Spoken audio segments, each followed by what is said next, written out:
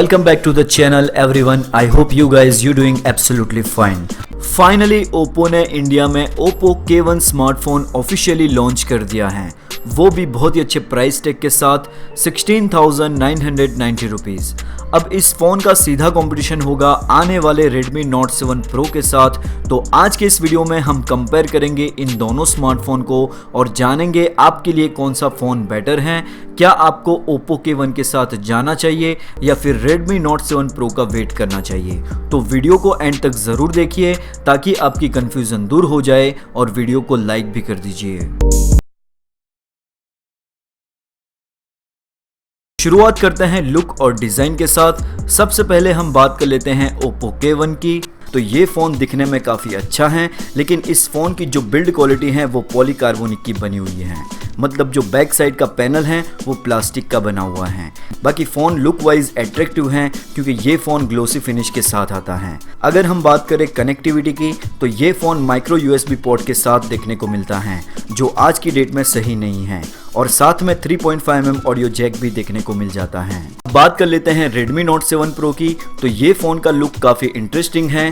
Back side पे हमें glass finish वाला पैनल देखने को मिलता है, जिसका आजकल काफ़ी ज़्यादा ट्रेंड चल रहा है। ये फ़ोन का लुक ऑनर के कुछ स्मार्टफोन की तरह दिखाई देता है। बैक साइड पे वर्टिकल शेप में ड्यूअल कैमरास और फिंगरप्रिंट सेंसर की प्लेसमेंट दी गई है, और बॉटम साइड पे C टाइप पोर्ट देखने को मिल जाता है, जिसकी काफ़ी ज़्यादा डिमांड थी। तो मिड रेंज प्राइस पॉइंट पे यहाँ पे Xiaomi ने C टाइप पोर्ट ऑफर कर दिया है, और इसके साथ टॉप साइड पे 3.5mm ऑडियो जैक भी देखने को मिल जाता है।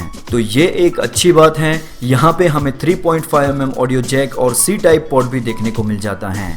बाकी दोस्तों आप बताना कमेंट सेक्शन में आपको किस फ़ोन का लुक और डिज़ाइन ज़्यादा अच्छा लगा। अब बात करते हैं स्क्रीन की। तो Oppo K1 में 6.4 इंच की फुल HD+ AMOLED डिस्प्ले देखने को मिलती है, जो इस फ़ोन का सबसे हाईलाइट फीचर है। अब ये AMOLED डिस्प्ले जो होती है वो काफ़ी अच्छी डिस्प्ले होती हैं कंपेयर टू IPS डिस्प्ले, क्योंकि AMOLED डिस्प्ले में जो कलर होते हैं वो काफ़ी एक्यूरेट होते हैं। इसके अलावा Oppo K1 में हमें एक और इंटरेस्टिंग फीचर देखने को मिलता है, वो है इन डिस्प्ले फिंगरप्रिंट स्कैनर। अब बेसिकली ये फीचर हमें फ्लैगशिप डिवाइस में देखने को मिलता है, लेकिन यहाँ पे Oppo ने मिड रेंज प्राइस सेगमेंट में ये फीचर ऑफर कर दिया है। इसके अलावा इस फोन में स्क्रीन प्रोटेक्शन के लिए कॉर्निंग गोरिल्ला ग्लास 5 का इस्तेमाल किया गया है, जिसकी वजह से ये फोन की स्क्रीन काफी ड्यूरेबल रहने वाली है। तो डिस्प्ले वाइज भी ये फोन काफी अच्छा रहने वाला है। अब बात कर लेते हैं Redmi Note 7 Pro की। तो इस फोन में हमें 6.3 इंच की फुल HD+ IPS डिस्प्ले देखने को मिल जाती है, जिसको प्रोटेक्ट किया गया है कॉर्निंग गोरिल्ला ग्लास 5 से, जिसकी वजह से ये फोन काफी ड्यूरेबल रहने वाला है। इसके अलावा हमें इस फोन में Realme 2 Pro की तरह वाटर ड्रॉप नॉच भी देखने को मिलेगी, जिसका आजकल काफी ज्यादा ट्रेंड चल रहा है। इस फोन के डिस्प्ले की खास बात यह है, इस फोन की जो डिस्प्ले है वो 450 नेट्स की डिस्प्ले होने वाली है। इस फोन की डिस्प्ले इतनी ब्राइट होगी कि आपको धूप में बिल्कुल क्लियर नजर आएगा। तो कहीं ना कहीं Xiaomi ने डिस्प्ले में भी कोई कंजूसी नहीं की है। तो डिस्प्ले वाइज भी काफी अच्छा ये फोन रहने वाला है। अब बात कर लेते हैं परफॉर्मेंस की। तो Oppo K1 में Qualcomm Snapdragon 660 प्रोसेसर देखने को मिलता है, जिसे 1.95 GHz पर अंडर क्लॉक कर दिया गया है। इसके अलावा Adreno 512 वाला GPU भी देखने को मिल जाता है। अब बात कर लेते हैं Redmi Note 7 Pro की। तो इस फोन में हमें Qualcomm Snapdragon 675 प्रोसेसर देखने को मिल सकता है। ये प्रोसेसर काफ़ी पावरफुल प्रोसेसर है। इस प्रोसेसर के अंदर लेटेस्ट 4th जनरेशन वाला Cryo 460 कोर्स देखने को मिलता है। ये काफ़ी पावरफुल है क्योंकि यहाँ पे आपको जो 2 कोर्स मिलते हैं वो 2.0 GHz पर क्लॉक हैं, जो कि Cortex A76 पर बेस हैं, जो कि काफ़ी लेटेस्ट हैं, और बाकी के 6 कोर्स Cortex A55 के मिलते हैं, जो कि 1.7 GHz पर क्लॉक हैं। तो यहाँ पे 15 से 20% एप्लीकेशन को ओपन करने की स्पीड ज़्यादा देखने को मिलेगी कंपेयर टू Qualcomm Snapdragon 670 और 710 प्रोसेसर। तो बहुत ही अच्छा स्पीड देखने को मिलेगा इस बार Qualcomm Snapdragon 675 चिपसेट के साथ। ये जो प्रोसेसर हैं वो 11 नैनोमीटर टेक्नोलॉजी पर बेस हैं, जिसकी वजह से हमें बैटरी बैकअप भी अच्छा देखने को मिल जाएगा। अगर हम बात करें GPU की, तो यहाँ पे हमें Adreno 612 का GPU देखने को मिलेगा, और ये GPU काफ़ी ऑप्टिमाइज किया गया है। जब आप गेम खेलोगे तो आपके गेमिंग का लोडिंग का टाइम फास्ट होगा, प्लस आप लोगों को लैग और स्टटर भी देखने को नहीं मिलेगा।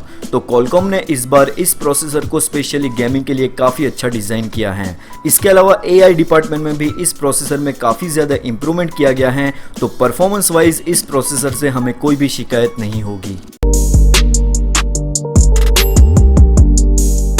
अब बात कर लेते हैं कैमरा डिपार्टमेंट की। तो Oppo K1 में बैक साइड पे 16+2 मेगापिक्सल का ड्यूअल कैमरास का सेटअप देखने को मिलता है, जिसमें 16 मेगापिक्सल का जो प्राइमरी लेंस है उसका अपर्चर होगा f1.8, जिसकी वजह से लो लाइट कंडीशन में अच्छी पिक्चर क्वालिटी देखने को मिल जाएगी। इसके अलावा अगर हम बात करें सेल्फी कैमरा की, तो इस फोन में हमें 25 मेगापिक्सल का सेल्फी कैमरा देखने को मिल जाता है। जी हाँ, 25 मेगापिक्सल का सेल्फी कैमरा, जिसका अपर्चर होगा f2.0। बात कर लेते हैं Redmi Note 7 Pro के कैमरास की।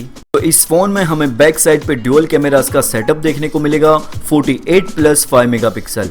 इसके अलावा इस फोन में कैमरा के अंदर जो सेंसर यूज किया गया है वो है Sony IMX586, जो कि रियल 48 मेगापिक्सल का सेंसर है।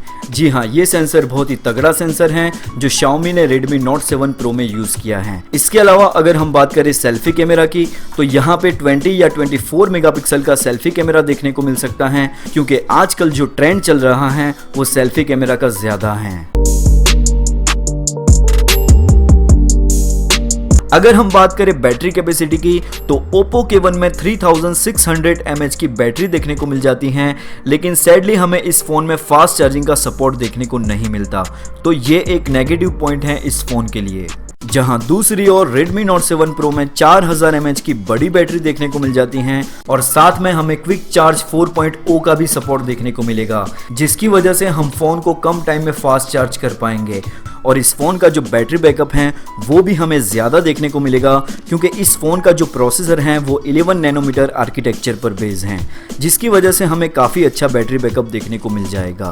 तो यहाँ पे बैटरी डिपार्टमेंट में भी Xiaomi ने कमाल कर दिया है। साथ ही साथ अगर हम बात करें कनेक्टिविटी की, तो दोनों ही फोन ड्यूअल 4G को भी सपोर्ट करते हैं और ड्यूअल वोल्टी को भी सपोर्ट करते हैं। इसके अलावा दोनों ही फोन में ब्लूटूथ 5.0 का भी सपोर्ट देखने को मिल जाता है। अगर हम बात करें सॉफ्टवेयर की, तो Oppo K1 में हमें out of the box Android Oreo देखने को मिल जाता है, जो आज की डेट में थोड़ा पुराना एंड्रॉइड सॉफ्टवेयर हो चुका है, और साथ में कलर OS का यूजर इंटरफेस भी देखने को मिल जाता है। वहीं अगर हम बात करें Redmi Note 7 Pro की, तो इस फोन में हमें लेटेस्ट एंड्रॉइड सॉफ्टवेयर एंड्रॉइड पाई देखने को मिलेगा, और साथ में MIUI 10 का यूजर इंटरफेस भी देखने को मिल जाता है। तो दोस्तों, आपकी क्या चॉइस है, कलर OS या फिर MIUI 10? जरूर बताना आपकी राय कमेंट सेक्शन में। अगर हम बात करें प्राइसिंग की, तो Oppo K1 की स्टार्टिंग प्राइस 16,990 रुपए के आसपास देखने को मिल जाती है, जबकि Redmi Note 7 Pro 14 से 15,000 के आसपास देखने को मिल सकता है। आखिरकार घुमा फिरा के बात यहाँ पर आ जाती है, दोनों फोन में से कौन सा एक फोन बेटर है। तो अगर आपको बेटर प्रोसेसर चाहिए, बेटर कैमरा चाहिए, इसके अलावा ज़्यादा बैटरी चाहिए, फास्ट चार्जिंग का सपोर्ट चाहिए, तो आप वेट कर सकते हैं Redmi Note 7 Pro का। बाकी दोस्तों, आप बताइए कमेंट सेक्शन में आपके पॉइंट ऑफ व्यू से कौन सा एक फ़ोन बेटर है, Redmi Note 7 Pro या फिर Oppo K1? ज़रूर बताना आपकी राय कमेंट सेक्शन में।